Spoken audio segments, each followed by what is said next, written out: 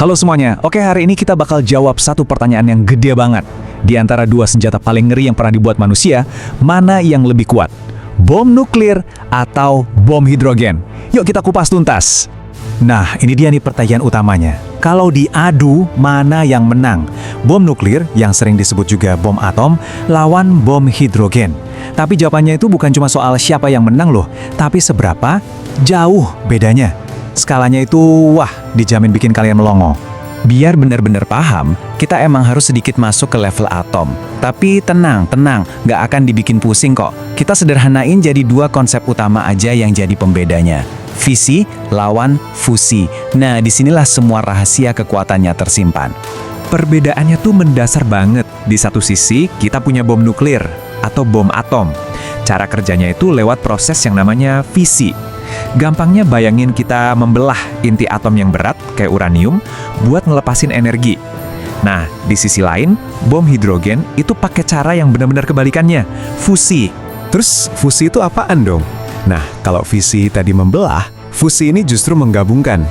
Jadi inti-inti atom yang super ringan, kayak hidrogen, itu digabung paksa buat jadi inti yang lebih berat.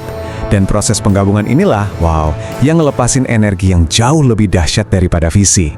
Dan biar kebayang seberapa gilanya kekuatan fusi ini tuh proses yang sama persis yang terjadi di inti matahari. Yap, matahari yang tiap hari ngasih kita terang itu. Setiap detik, matahari itu menggabungkan hidrogen jadi helium dan ngelepasin energi yang luar biasa buat seluruh tata surya. Nah, itu dia level kekuatan yang lagi kita omongin di sini. Oke, sainsnya udah dapat ya gambaran kasarnya.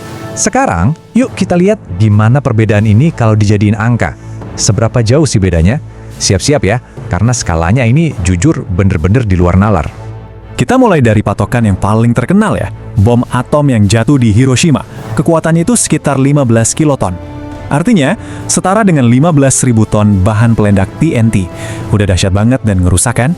Nah, angka ini kita jadiin patokan awal ya. Ingat-ingat ya, 15 kiloton. Nah, sekarang pertanyaannya, kalau bom hidrogen yang pakai kekuatan fusi tadi, seberapa besar daya ledaknya? Seberapa jauh di atas angka 15 kiloton itu? Dan ini dia jawabannya. Puluhan sampai ratusan megaton. Coba diperhatiin, unitnya ganti. Bukan kilo lagi, tapi mega. 1 megaton itu sama dengan 1.000 kiloton. Jadi kita udah nggak ngomongin belasan ribu ton TNT, tapi jutaan ton. Lompatan kekuatannya itu gila. Nah, grafis ini nunjukin perbedaannya dengan jelas banget. Kalau kita anggap kekuatan bom Hiroshima itu skalanya 1, maka bom hidrogen dengan kekuatan 15 megaton, dan ini hitungan konservatif loh ya, skalanya jadi 1000. Lihat deh di grafik itu, batang buat bom atomnya sampai hampir nggak kelihatan kan dibandingin sama bom hidrogen. Ini bukan perbandingan lagi, ini sih udah beda kelas banget.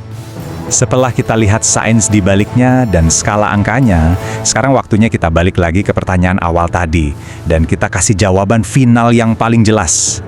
Jadi intinya begini, bom hidrogen itu bukan cuma sedikit lebih kuat, dia itu bisa ratusan bahkan ribuan kali lebih dahsyat daripada bom nuklir biasa. Ini tuh lompatan kekuatan yang levelnya udah beda sama sekali. Jawabannya nggak bisa dibantah lagi. Jadi kalau ada rangkuman yang perlu diingat dari pembahasan ini, simpel aja. Bom nuklir itu membelah atom. Bom hidrogen menggabungkan atom. Niru cara kerja matahari. Dan hasilnya, perbedaan kekuatan yang kayak langit dan bumi. Sederhana, tapi sangat kuat. Kita udah beda sainsnya, udah paham skala kekuatan yang luar biasa, dan ini mau nggak mau bikin kita mikir lebih dalam lagi. Setelah tahu ada potensi kekuatan sebesar ini, pertanyaan yang muncul bukan lagi gimana caranya, tapi kenapa? Semua energi ini sebetulnya untuk apa? Sebuah pemikiran yang mungkin bisa kita renungkan bareng-bareng. Terima kasih sudah menyimak.